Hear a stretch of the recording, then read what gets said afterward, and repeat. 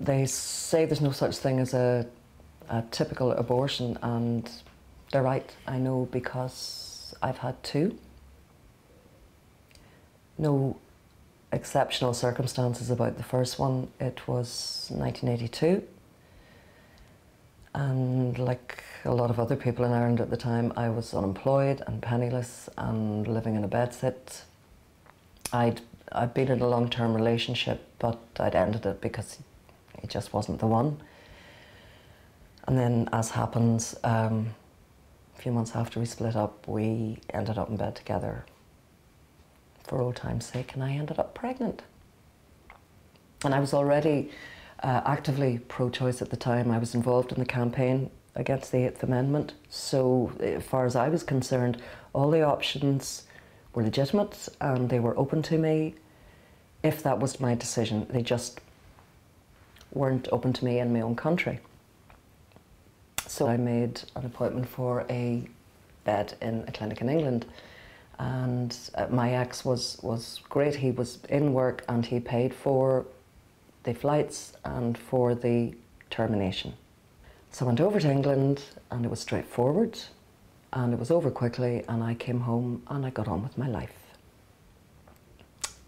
And fast forward to 10 years later, and life is very different. I was living with the love of my life, and I had a decent job, and we had a nice house, and we had a beautiful 2-year-old boy. So when I got pregnant again, it should have been ideal. But Michael is severely brain damaged. He will never walk or talk or see.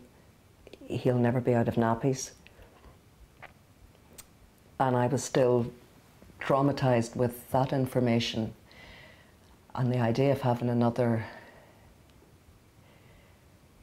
it terrified me in a way I can't describe.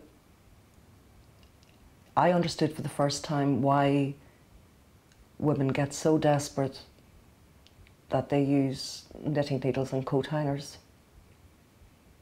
Because that's how desperate I was. We both were. My partner had the same thoughts and fears as I did.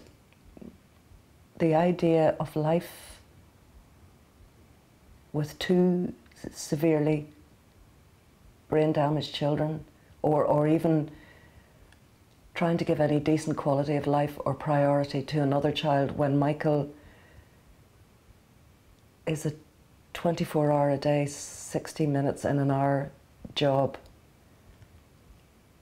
He deserves and needs all my love and all my care, and I was going to fight every single anti-abortionist to make sure that he got it. And they were doing everything to stop women travelling to England in those days. I even had nightmares that they'd stop me getting on the plane and force me to have the pregnancy. And even though he wanted to be with me, and I really desperately needed him to be with me, my partner could not come with me to England because somebody needed to look after Michael. So while in 1982, I was happy enough to know that I had to go to England, this time I raged that I could not have a termination in my local hospital,